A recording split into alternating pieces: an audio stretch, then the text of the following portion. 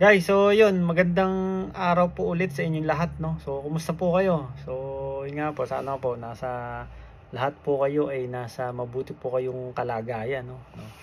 So, guys, yun, meron lang tayong sasagutin ulit. Actually, matagal ko nang gusto ring sagutin to.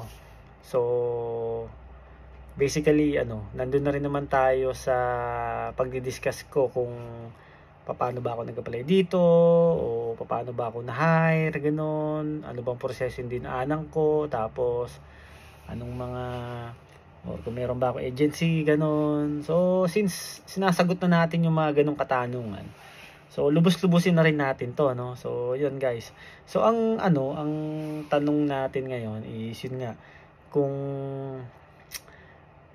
nag-aral daw ba ako para ako ma-hire as a cook dito sa sa pinagtatrabaho ko ngayon. So guys, actually ang inaral ko lang naman is nung college ako, okay? Nag-aral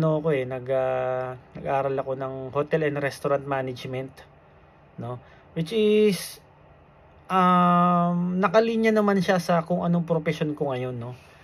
Which is yun nga, sa restaurant, ganun. Then after kong maka-graduate ng college, yun, nagtrabaho na ako ng pagiging kusinero sa may Burgo, sa may Timog, no? Ano lang ako diyan, 3 months lang. Then after 3 months, nag-apply ako sa Pizza Hut as a cook din. Diyan sa may Santa Lucia, nagtagal ako diyan ng 2 years, no? Then after ko diyan, diretso Saudi na ako. So doon na ako tumagal, which is ang tinagal ko doon is mga 12 years din o 14 years din yata ako nagtrabaho diyan sa Saudi bilang kusinero noon. Then promote na tayo po unti-unti, tapos naging naging chef na. Then after nun, yun, nag-apply na ako dito.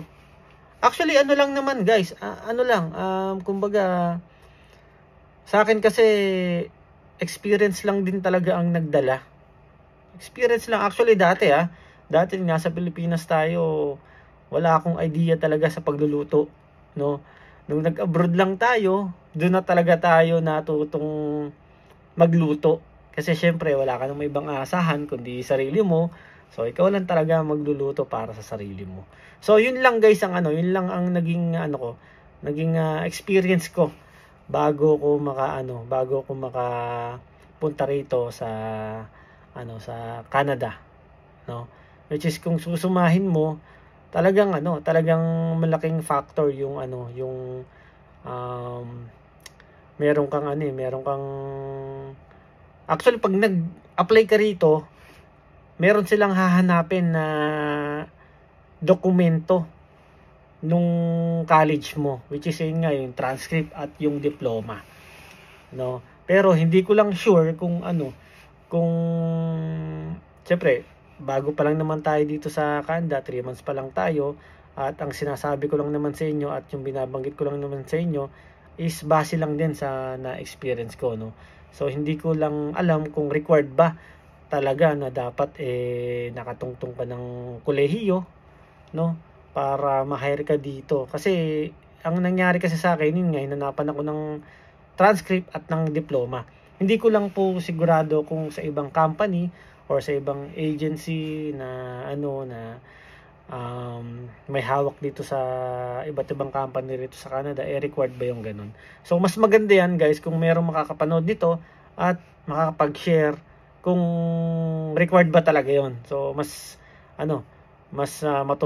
matututo talaga tayo diyan pag may nag-comment na matagal na rito sa Canada, no?